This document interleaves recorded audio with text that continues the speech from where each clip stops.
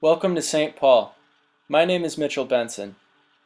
I've lived here for about 3 years after studying music at McNally Smith College of Music. I've recently moved to Northeast Minneapolis, and I've come to realize the major differences in the music scene that each city holds.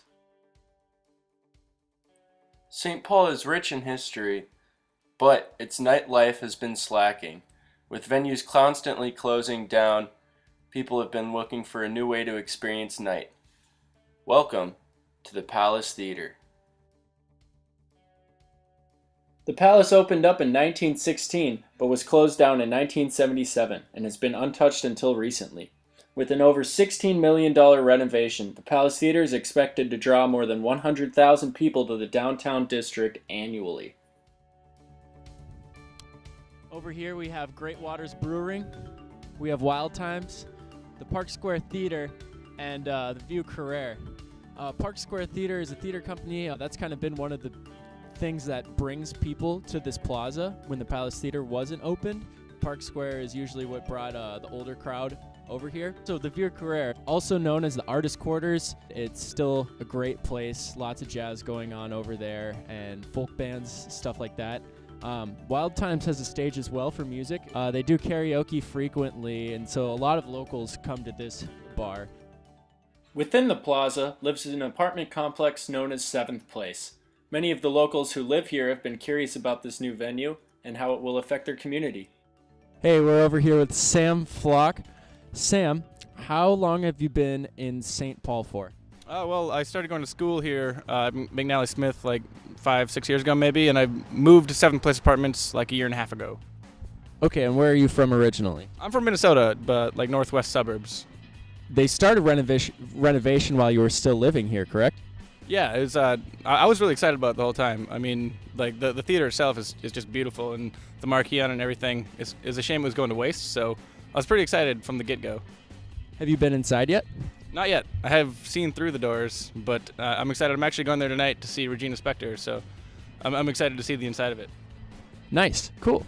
What has your opinion been on the St. Paul music community while you've been living over here at 7th Place? I mean, it seems to be growing quite a bit. There's a lot of people from Minneapolis are actually starting to come to St. Paul now, and I think the Palace Theater and things like that are a big part of the reason. As a resident of the 7th Place, what do you think about the amount of people that come in during the late night? Are you opposed to it? A lot more people, but it's not near as loud as I thought it would be. Cool. Well, thank you for answering our questions. I appreciate it. So we're here with Tony Bierstead.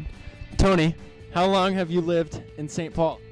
I lived in St. Paul probably close to 2.5 years now. Came here in 2014 to start at McNally. So, what do you think about the St. Paul music scene? and I think the Palace has the potential to change and refine the music scene that's happening currently downtown in St. Paul. What are you most excited about?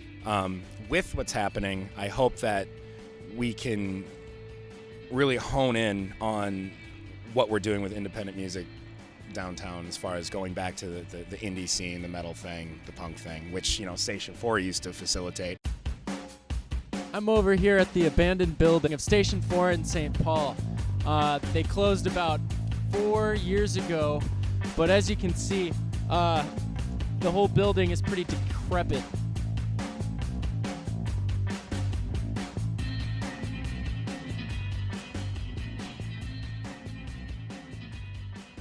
Here I'm interviewing Cameron Yunkel. Cameron, how long have you been a resident of St. Paul?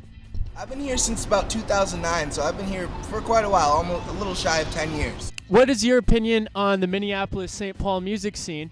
Do they cohabitate, or are they very different? Both of them both have their place, but if you want to go clubbing, you might head out to Minneapolis. If you want to have a more intimate artistic experience, you might head over downtown St. Paul. What do you think the benefits or disadvantages of the Palace Theater are? What are your expectations?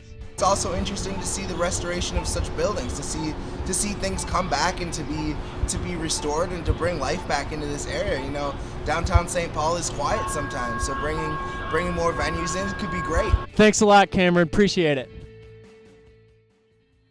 With the completion of the Green Line, people now have easier accessibility to reach St. Paul. Me, as well as other community members within this city, are very excited to see the Palace Theater open up and to see how it affects our community.